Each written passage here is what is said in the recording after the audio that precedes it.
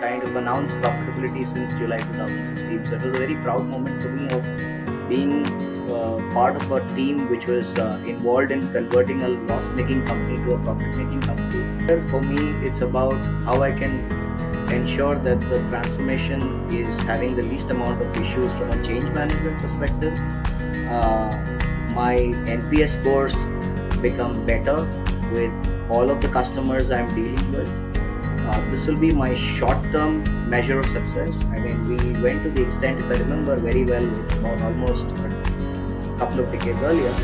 But if I remember well, it went up to 400% of their incentives as the kind of multiplier that you get. Let's say the CFO says that every quarter I'll incentivize the team who does the best innovation or the best transformation in the system. I think this you'll drive that culture automatically.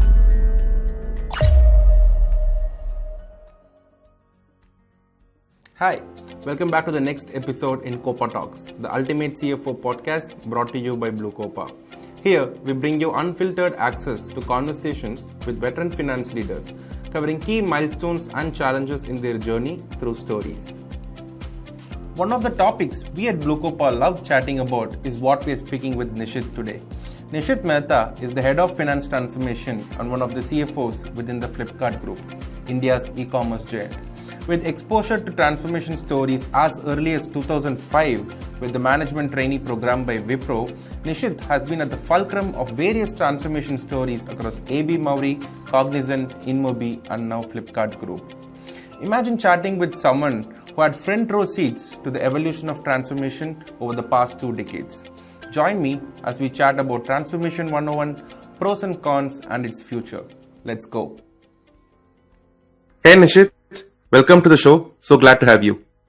Hey Guru, glad to be here. Thanks for giving me the opportunity. So just like with every other speaker, we would love to have your introductions done. So why don't you walk us through your journey since early days, probably about a couple of decades ago? Sure. So Guru, basically I started my journey with Wipro. This was my first ever role.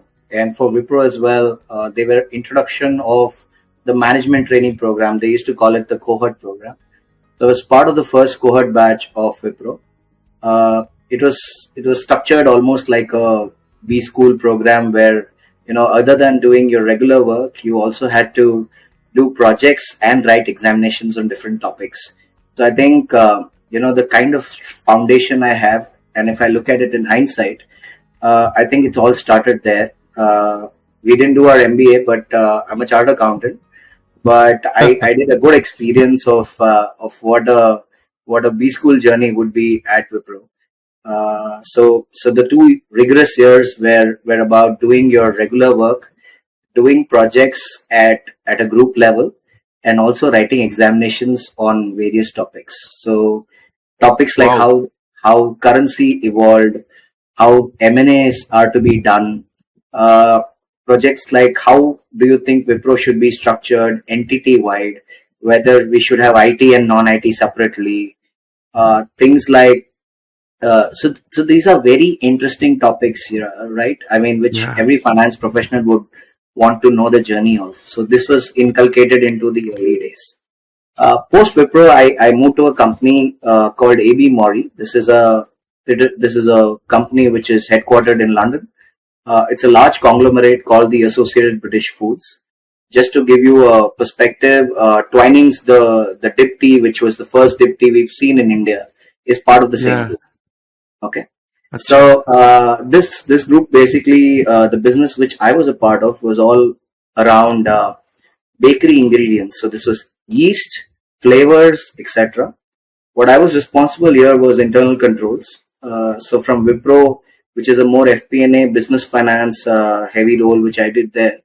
Out here, I was responsible for internal controls and group fp&a.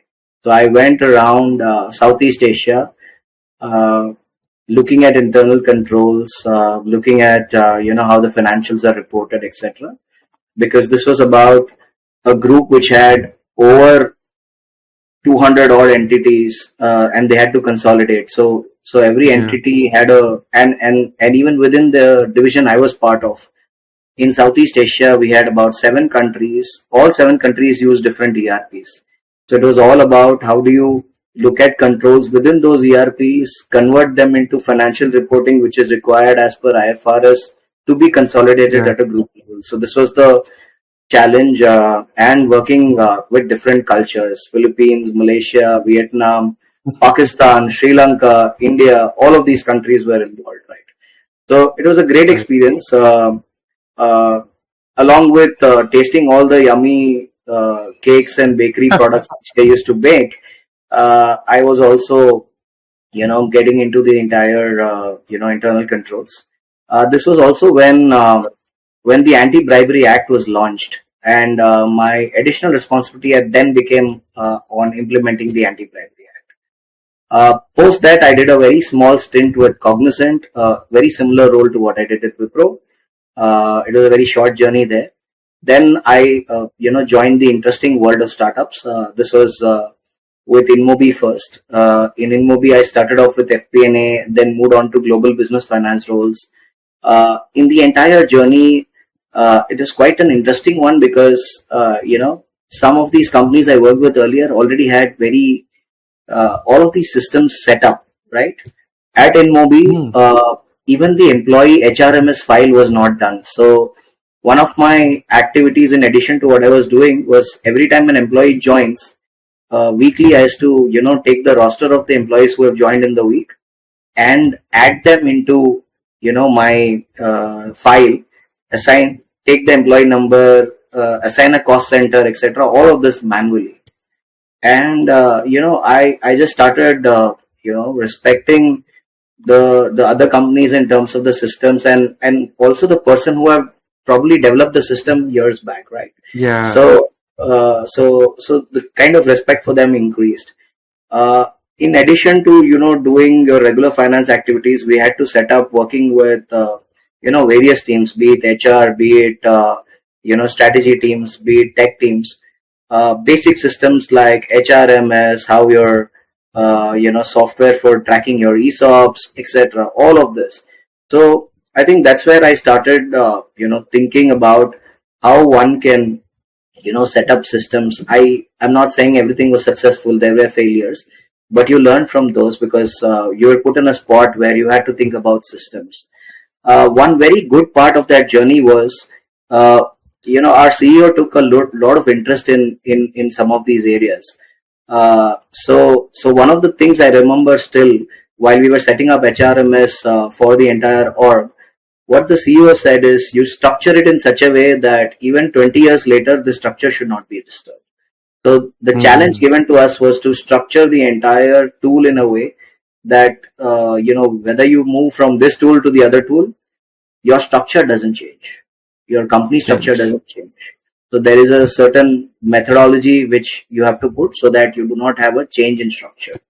While most of companies have adopted this, I think I found that later that companies had already adapted the structure earlier, but which I was not aware of. So, but I had to put that structure working with HRMS with the HR team as well, and establish it. So that's where the journey started. Interestingly, one more challenge which put on to me during those days, I think everyone would have heard about the 2016, uh, you know, funding, which was, crunched in the ecosystem. And, Hmm. startups had to, think about how innovatively they will create funds internally, become more profitable, etc., etc. Yeah. So I think in InMobi, our journey started much ahead because we kind of probably saw that this kind of a scenario would come, and we were preparing ourselves. But one of the things, again, I can quote this, our CEO said was, "Do not cut costs that it hurts the employee morale. So do Hmm. what is required, but don't go, the full throttle." Because he's aware that when a finance org works towards profitability, they kind of cut corners everywhere. So this was another important learning I had, that irrespective of how things are, one has to ensure that you do not hurt employee morale. Otherwise, what happens is people start thinking, Right. is there something wrong with the organization? So that is another learning I had in my journey. While doing this, I was working directly with the CEO, driving our path to profitability, and we kind of announced profitability since July 2016. So it was a very proud moment for me of being part of a team which was involved in converting a loss-making company to a profit-making company, but just not profit-making, but sustainably profit-making. So Yeah. that was a very interesting journey which I had at Mobi. Then came in Flipkart, which is where I am for the last 6.5 years. I played multiple roles at Flipkart. I think just the sheer diversity of roles I've played. I don't know if I can get this opportunity anywhere. I can, even when I'm speaking to you, I'm thinking of the various roles I've played. I started Yeah. my journey with being the head of fp&a at Flipkart. Uh, then I was part of the business finance team where I was leading the smartphones category, which is the largest category of Flipkart. Post that, I got an opportunity of starting a small startup within Flipkart and being the CFO of that particular company, which is Wow. Flipkart and Plus. So I played a very different journey until now. While I thought everything was over, then another challenge came where I was asked to lead the entire transformation efforts, being part of the controllers of. And this was interesting because I've never done a controllership role ever in my journey. So this was the first. Frankly, I was a bit nervous when I was speaking to the group CFO who told me of this opportunity. I was a bit nervous because I was like, I've never done a controllership role. Leading transformation for controllers via controllers of the entire org in terms of the finance systems was something which was extremely sensitive. I mean, for me, it was like a very big responsibility thrown onto my shoulders, and I Yeah. took it seriously. So that's where I am today, Guru. So this has been Got it. my journey over the last 2 decades. Very diverse and very interesting. I have like a ton of questions to ask, but let me just save one for now. Um, Sure. so this controllership focused transformation, if you want to call it that way. So how is it different from the rest of the other transformations? Is there anything in particular that you would want to share? See, I think interestingly, when I was in my startup journey and met a lot of CFOs in different startups, the term tech debt comes into picture, right? Where you kind of work on a certain tech release, and there is a lot of tech debt you accumulate because you would have done releases after releases, and then there is a time where you clean up the debt you've accumulated. So I think this is a journey where you could call it a tech cum finance debt which we had accumulated, which required a lot of transformation because in terms of the agility, a lot of organizations tend to go agile in their journey towards the customer, but a lot of Yeah. internal processes need transformation. So this is that journey which basically is about looking at not only controllership. It is led by controllership, but I think in this entire journey we're not only focusing on controllership led transformation, but if we see any opportunity even to basically do transformations for a business finance role, for a business role, etc., we're actually touching upon those as well. So it's interesting that while it's led by controllers, we're actually working with tech teams across the organization. And if we get Okay. an opportunity in this, where a few things can be sorted for the business team and the business finance teams, etc., we're actually working on that as well. Got it. Interesting. Um, Great. So I would love to know more about finance transformation, given that you've been, walking the journey for quite some time now. Let's probably start with the role itself. Can you help me understand how a finance transformation leader role is slightly different or majorly different from a head of finance or head of fp&a role? What is it that makes it different from the rest of these roles?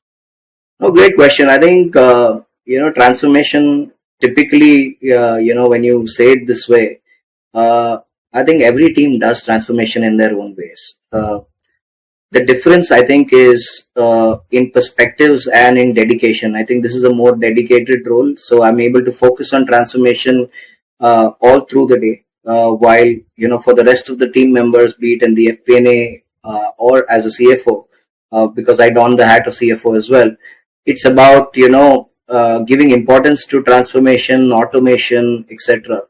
But in a CFO role or a FP&A role, you're more driven towards automation than transformation. So that's what I wanted to call out, that it's a very perspective driven thing. Second, I feel it's a lot of, even from a constraint perspective, I think in this role I'm having a very unconstrained thinking. I'm not thinking of any constraints.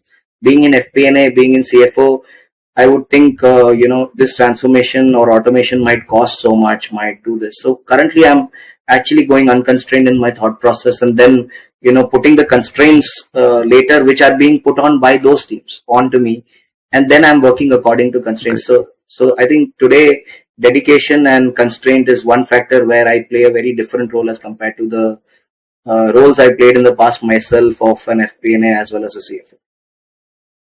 Got it. So there's quite a bit of unlearning and relearning, if you want to call it as well, right? So you might have to shift your perspective. Oh yeah. I think the bias which I had to work through is quite a lot, and I think I'm sure I still have a lot of bias which is there, which I need to unlearn as well. But yeah, I think it's a lot of unlearning, learning. You're working towards a very process oriented aspect in a transformation, especially led through controllers, versus an FP&A or in CFO role. I would not think about a lot of processes, but I would want to get things done which is more favorable to me in that role. Yeah. Perfect. Great. So let me just phrase it this way.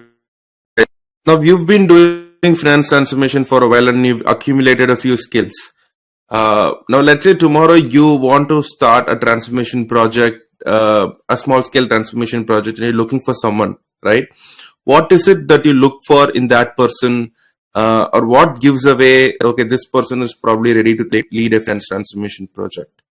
So I think the first aspect I would look for is questioning the status quo, right? I think a lot of us end up in a certain process, in a certain way of working, and do not question the status quo. When I say this, it's a very larger term.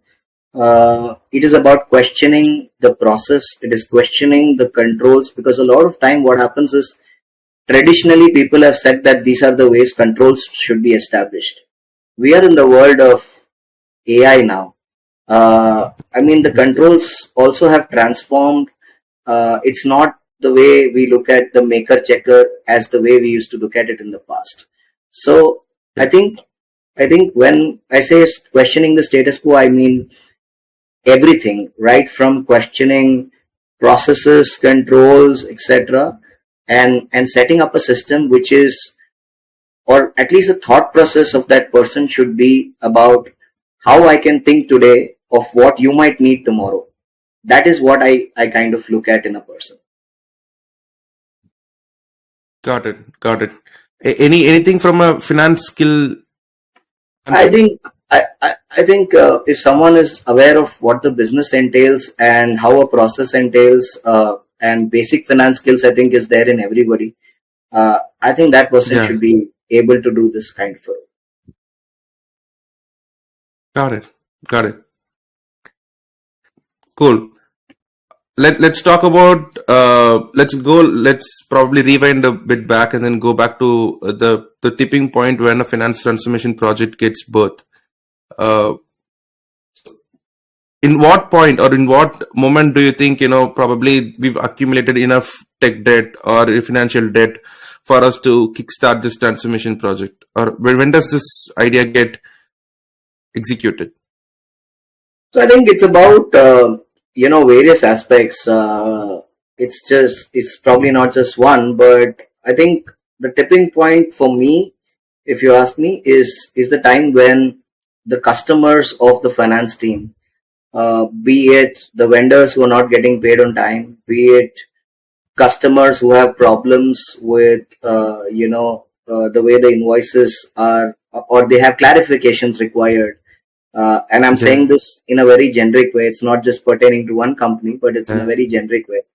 So when a customer of the finance team, being the employee, be it the vendor, be it the customer, any of this starts facing quite a lot of concerns in the entire process, I think is when the tipping point of transformation is required. So when you see the NPS scores of all of these three teams going down towards towards the processes of an organization, I think that's when transformation is absolutely required. Got it. Is it right for me to assume that most transformation projects are done for the internal benefit of the organization than the external benefit, or am I assuming? I think not, because when a transformation project takes birth, it's not that things have gone extremely bad. It's about things have gone worse than what you would want it to be. So it's just about it's not about that things have kind of fallen or so. So I think it's about looking at not just financial processes, but I think this particular team basically works with so many players outside, inside. So it benefits maybe a good amount of people internally, because a lot of their mundane activity becomes automated. But it also helps the external folks, because tomorrow, if the person's ability internally becomes better, their productivity goes higher. And hence, I feel that a transformation journey basically leads to benefits across the organization, even externally, because your data is more refined. The ability for someone to do data analytics becomes better. The ability for someone to spend more time on a different activity becomes better. So I feel it kind of has a ripple effect across. Got it. So while implementing these transformation projects, have you come across any high challenges or things that you could probably want to avoid? I feel one of the things which I would want to definitely look at is basically how we can challenge the teams enough on thinking transformation. So a person who's doing a certain process in a certain way gets so used to the process in that way that it becomes difficult to even align that individual on a better way of doing the same thing, because it's about a lot of things, right? Giving that person the comfort that your accounting will happen with all the accuracy, reliability, etc., even after transformation. Because in a transformation journey, finance led, one is the process, one is systems, one is ERP, a lot of these things, right? And when this happens, it's about just ensuring that the person on the ground is comfortable. Else, post transformation, I feel the amount of effort one has to put on change management will become very, very high. So I feel a transformation activity needs to be managed from a perspective of change management. How do you reduce the amount of change management, which is basically ensuring that everyone you work with or everyone who is your customer from a transformation perspective is aligned to what you're doing and is taken along the process with you. So the transformation team for me is just not me and my direct team, but all the team members who are getting impacted by the journey. Bringing them all together and then taking them along through that journey is what I would call a most successful transformation. Got it. That brings me to another question that is on top of my mind. So how do you measure an ROI or the success of a transformation project? How do you this transformation project has been a success? Sure. So in the short term, like I said earlier, for me, it's about how I can ensure that the transformation is having the least amount of issues from a change management perspective. my NPS scores become better with all of the customers I'm dealing with. This will be my short-term measure of success. My medium-term measure of success is every time new areas of work are being added on to to the process. The teams which are on the ground are able to think of how the systems should be set up so that they do not have any issues. The long term measure of success is that everything you do in the organization is thought through end to end, where every process, every compliance, every customer facing activity, all three go hand in hand in every launch you do. So that I feel will be the long term success, that you do not need a transformation ever. Got it. I love the answer. Short, medium, long term. Very well, precisely told. Looking at success and failure of a transformation project, which is again a byproduct of the question that I was just addressing you with. Can you share a success story where a transformation perhaps led to a significant organization, thus making it grow 10x more or achieve something? So I'll go back quite a few years. One of the and thanks for asking this question, so I can go back in time. In one of my activities at Wipro, this is my first job ever, and maybe this was the birth of transformation for me as well. Okay. I was given the challenge of automating the entire incentive programs for sales executives. So what was happening at that time was the sales team basically was clocking in their numbers. They were to be paid incentives every quarter. It took a quarter to decide how much to be paid to each individual. So, in terms of the gratification, people who did well did not see immediate gratification, and therefore there was a lot of morale concerns, within the org, and a lot of computational issues, because of which you'd see very good salespeople leaving as well.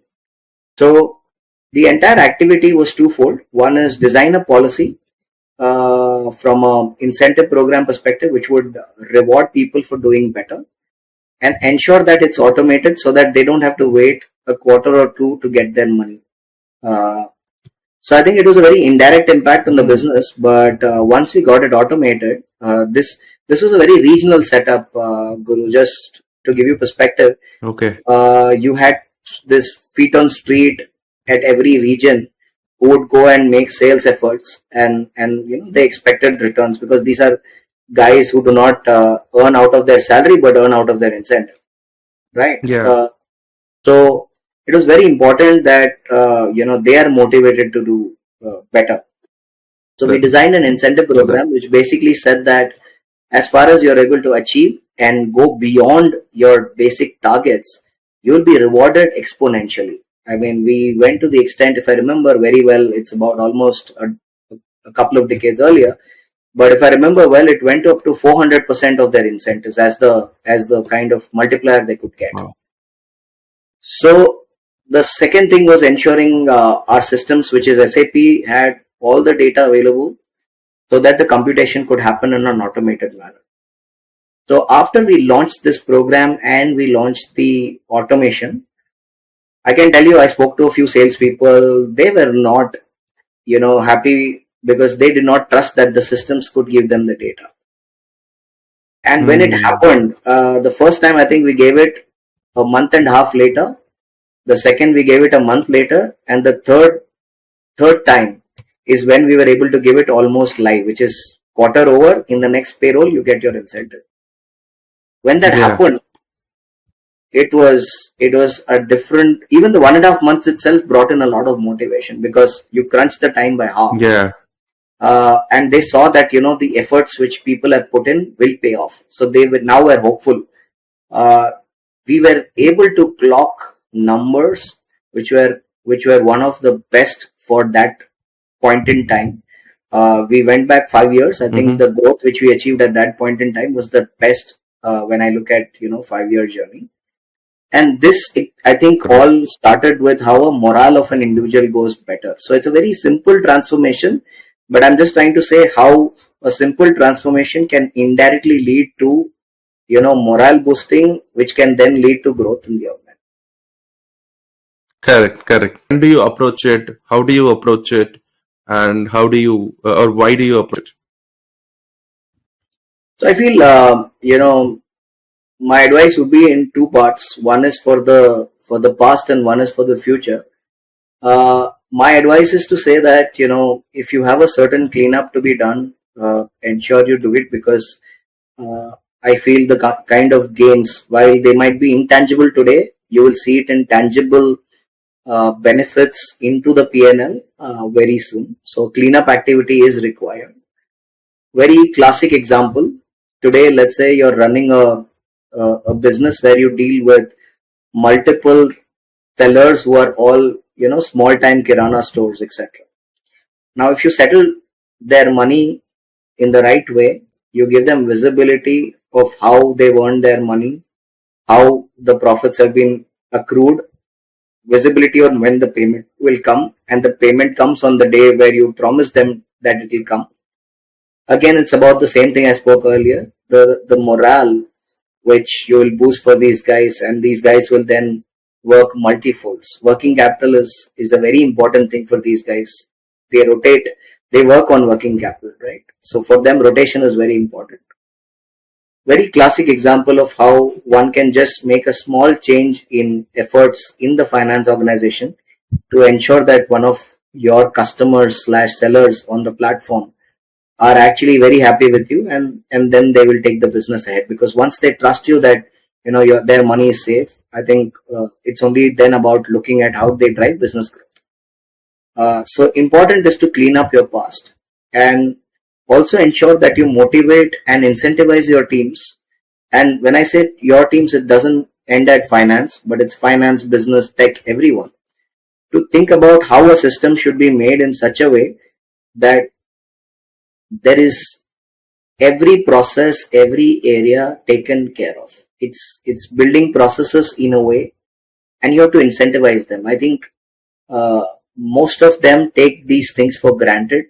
Frankly, I was one of them. So I won't say anything to anyone else. But I think we take these things for granted. I think incentivizing the team to think about how a process should be set up from the start, and also incentivizing the team to do any small transformation. I feel, and I learned this from an individual who's a good friend.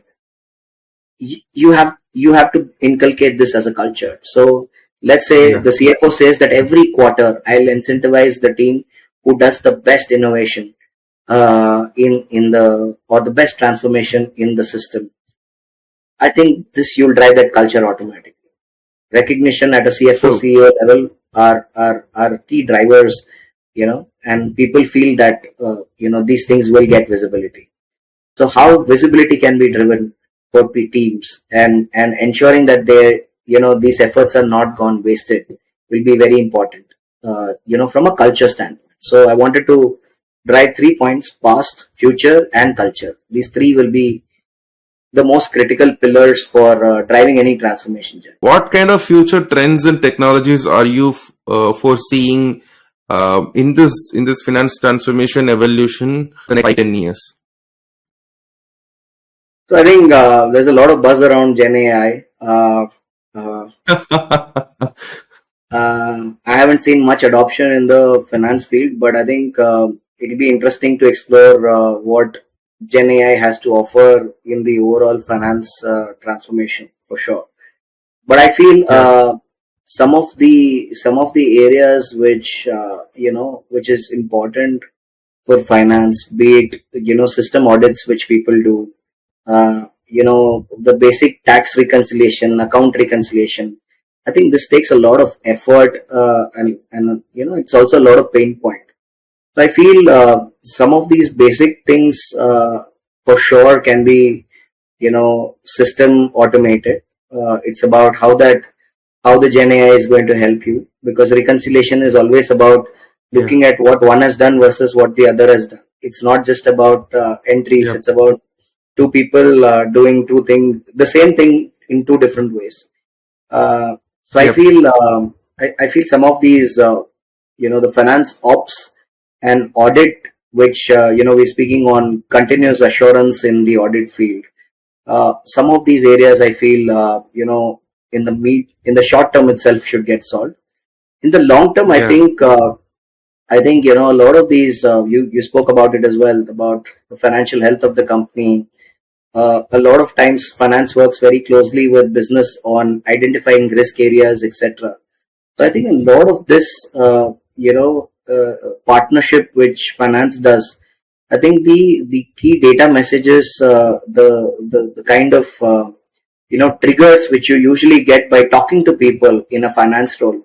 I think some of it the systems can help you in the future, where Yep. finance teams can, start using a lot of these important triggers through technology, which you get.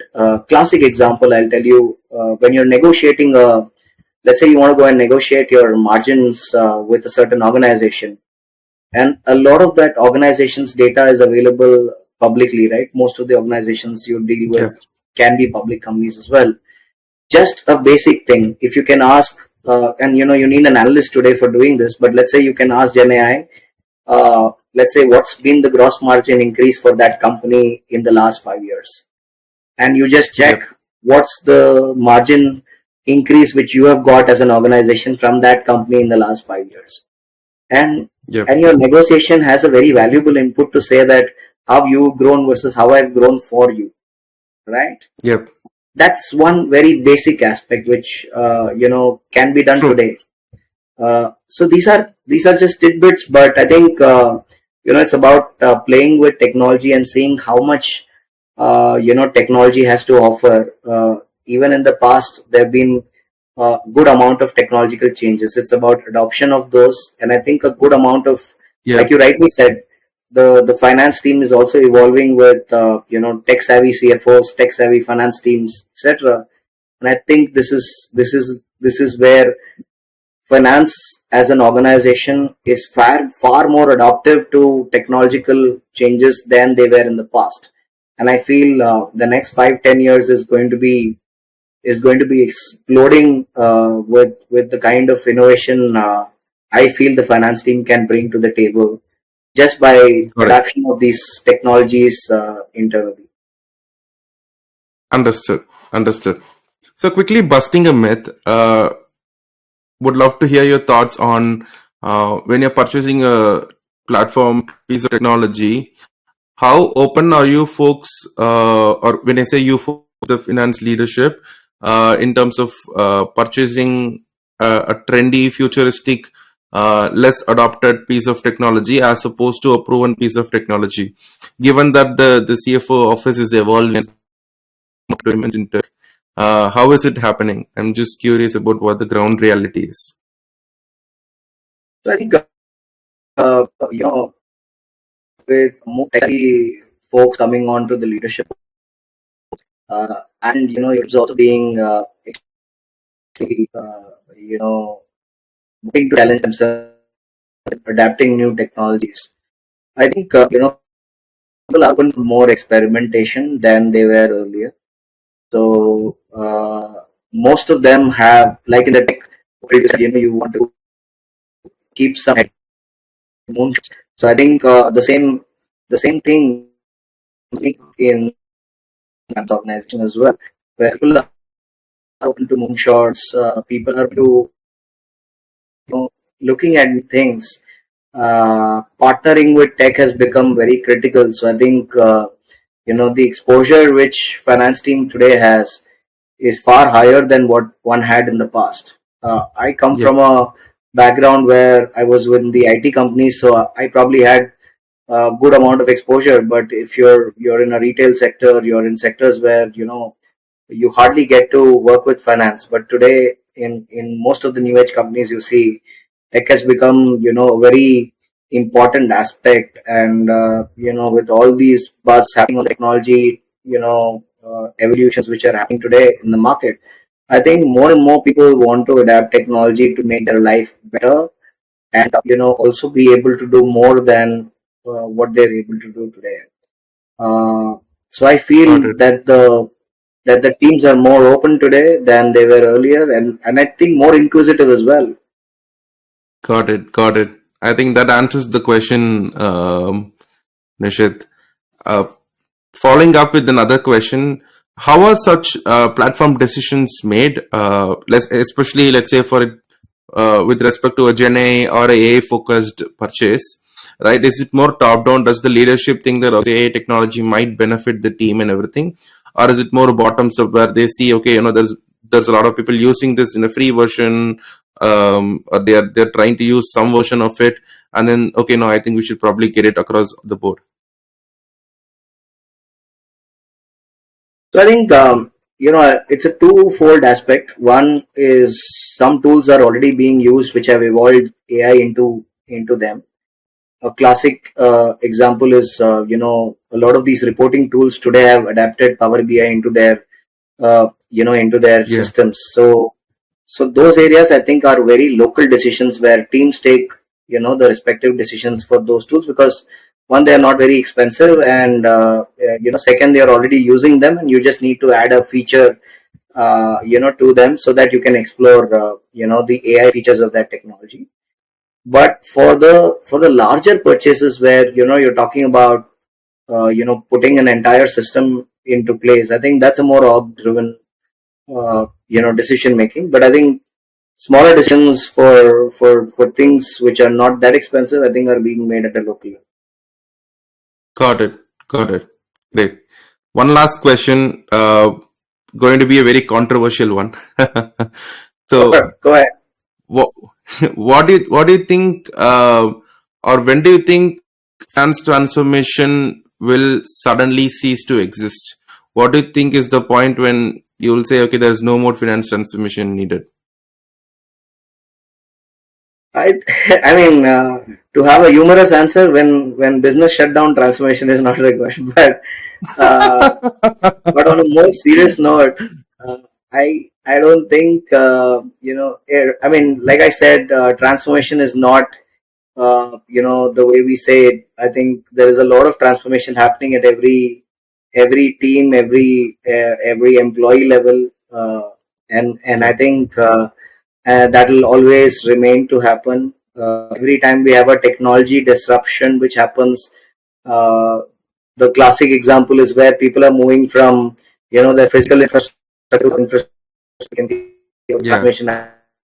So every time tech disruption happens, transformation happens. Every time there is a need, like I said earlier, from a debt accumulation, if at all any, then there is transformation. Then you have new mindsets which keep coming in the form of recruits you do, who are younger and younger, and they bring in transformation. I think a lot of transformation is driven by the young generation you hire. So the average age of the company also tells you how much transformation is going to be driven.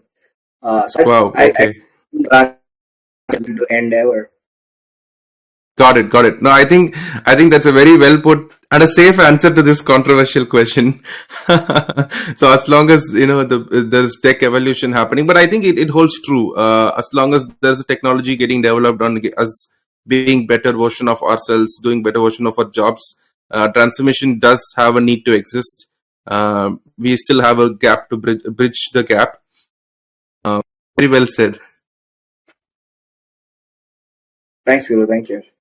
Great. So that brings us to the end of the conversation. It was a wonderful chat, Nishit. I think I've learned a lot about the perspective of finance transformation from the lens of someone who's walking the path. I think the audience will do as well. So thank you again for taking the time and spending the day with us. Thank you. Thanks a lot, Guru, for the opportunity. It was really wonderful speaking to you. Loved the questions. It also made me go back in time. So thanks for that. We really hoped it did. We wanted to bring down we wanted to walk down the memory lane and bring down some anecdotes and stories from your experience. Sure, sure. Thanks a lot. Perfect. Thank you. Bye bye. Thank you. Bye.